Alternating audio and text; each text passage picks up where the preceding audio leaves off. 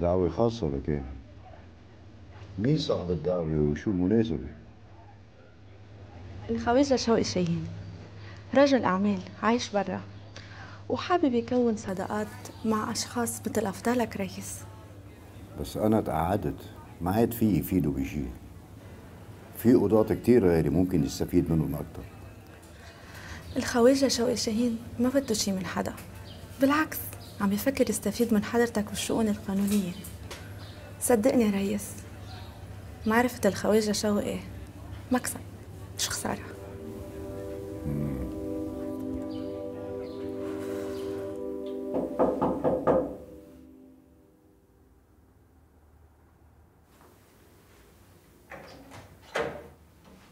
أهلا حسام. ما تواخذني بس حبيت احكي معك كلمتين. أهلا وسهلا فيك، تفضل.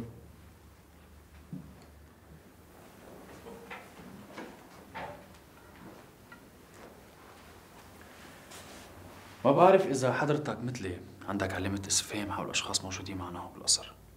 يمكن، بس أنا اللي شايفه إنه كلنا عنا علامات استفهام حول شخص واحد اسمه شوقي شاهين. مش كلنا رئيس، مش كلنا.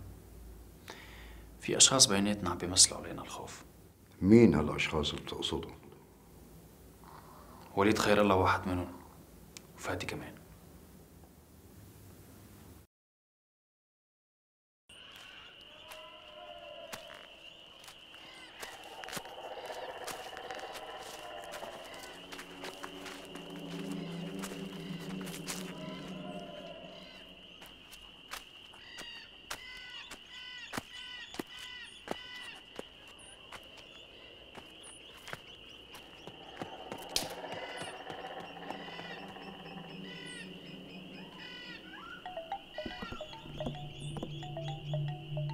بدك للصراحة أنا ما عدت مطمن لكل هالمجموعة.